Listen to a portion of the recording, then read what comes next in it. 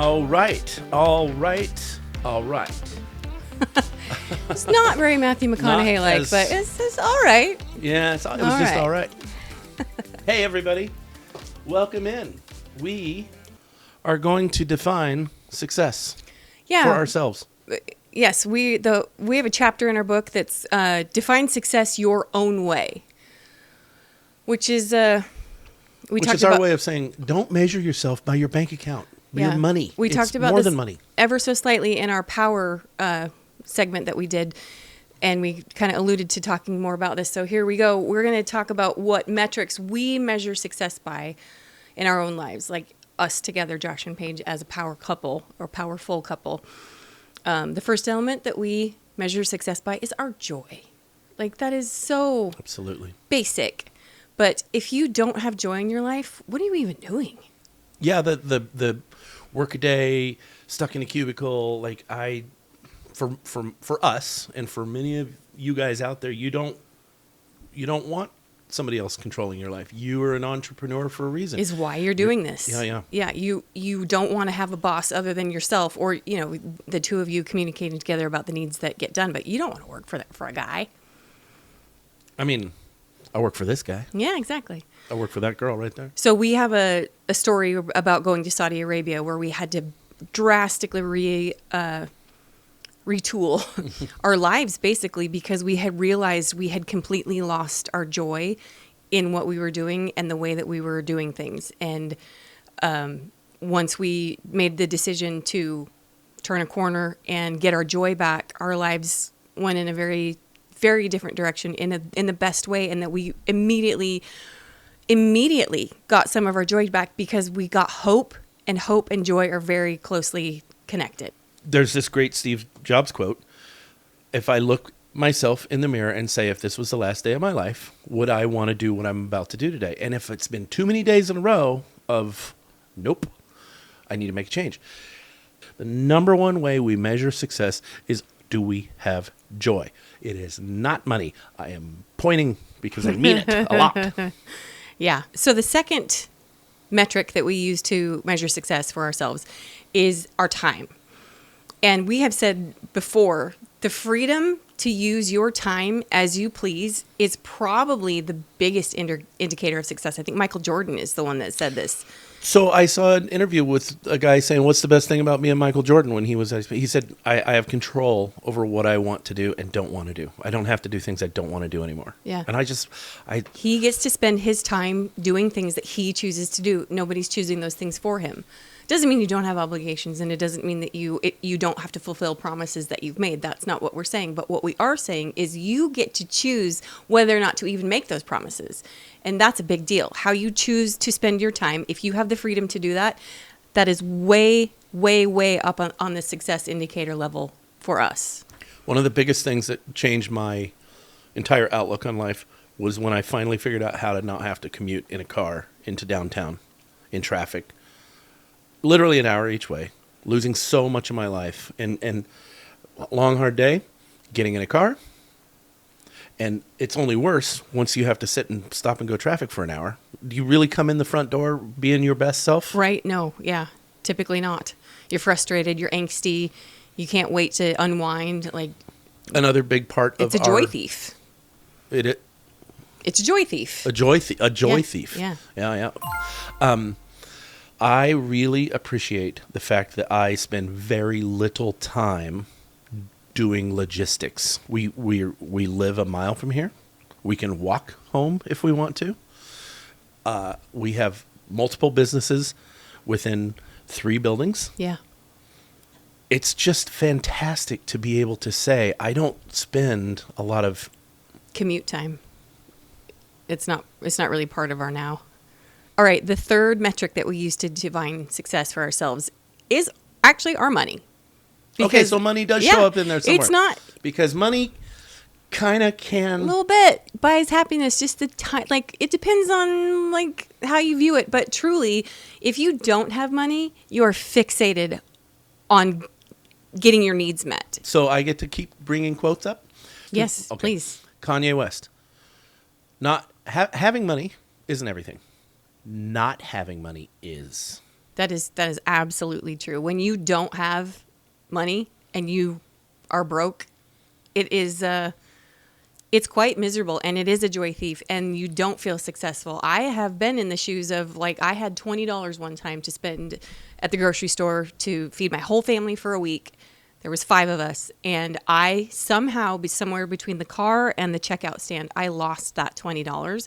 And I cannot tell you that the devastation, and my world collapsed, and I was like, I don't know what I'm going to do. This was grocery money for the week. Now, this is 20 years ago, and that $20 would have gone a lot further than it does today, but still, it's devastating. And when you don't have money, it really becomes a fixation. I think one of the things we write in the book that I just love is that money is not a destination. I think so many people are working to get money, and then they'll finally be happy. But we talk about how money is a means. Money allows you to do more things. You can hire help. You can do things faster. You can scale. Yeah, it expands your efficiencies by far. Now, one thing to note here is that maybe money in and of itself is not as important as having enough. Having enough doesn't have to be a lot of money, but also living within your means is part of having enough. So don't overexert what you can't afford to sustain, right?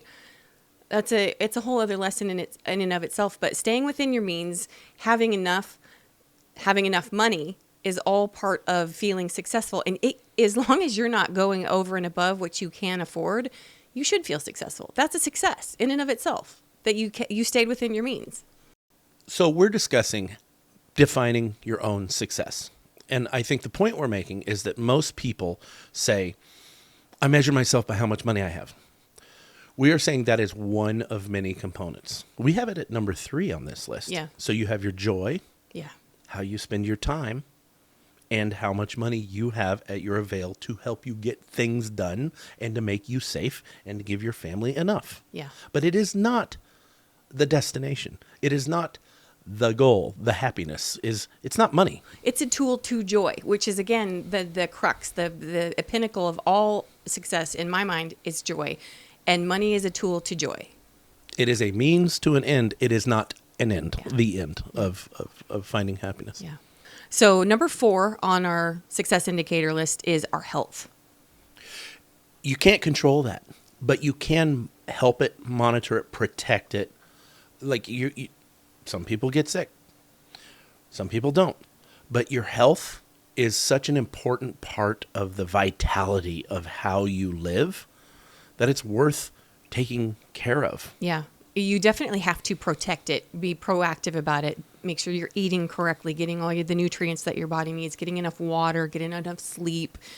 Take care of your body so that you can do the things that make you successful. We're not petite little people. We're big kids. But, man, we really have changed a lot in how we have protected our health. And we have found it to be a source of success in us feeling healthier. Yes. Success measurement is our relationship. And we just talked about this a little bit in the health portion. It was like, you and I really enjoy each other's company. Our relationship is solid. We have fun together. We look forward to the end of the day, like when we get to see a sunset together. Mm-hmm. The relationship that you and I have being so healthy and so vital and so cooperative is a huge success factor. If your relationships are in turmoil, whether it be with your spouse or your children or your parents or whoever, if your relationships are struggling, you do not feel successful because there is angst. Our whole community that we have here with you wonderful people is that we're all like-minded in the fact that we're in a significant relationship or we're married and we own a business together. Mm-hmm. But not everybody has kids. Right. Not everybody has their parents with them yeah. still. But the relationships that you establish and the way you maintain that is a source of joy, which makes you feel successful. Yeah. When there is harmony, harmony makes you just feel like everything's in its place. And when everything's in its place, you have joy and joy again, right at the top. The last asset to our definition of success is our sustainability. Do we still love what we do? It must perpetuate. One of the greatest things somebody ever told me was a coach one time said, when you're trying to do things and you're lifting weights and you're holding your breath and you're gritting your teeth, you're only going to do this for about 30 seconds before you pass out. You have to breathe through. Your body needs the oxygen in order to do the movement. I had this grit, and I just was holding my breath. And my coach said, you have got to stop doing that. You're going to breathe. You got to breathe through the strength so you can keep going, perpetuate it. Yeah. You, in the book, you allude to a quote, which you're very good at these quotes: do what you love and you'll never work a day in your life. If you can maintain sustainability in the entrepreneurship that you're doing, you do feel successful because you can just keep doing it. You don't have to go get a day job tomorrow. So right? many of the things that we talk about are cyclical. Okay. Yes. So if you're sustainable, now we're going to curve back right into, now we get joy out of what we do, and that joy feeds into, and now I'm spending my time in a way I care about. Yeah. And then later I'm sustainable and I can keep doing it. It's a cyclical thing. Yeah.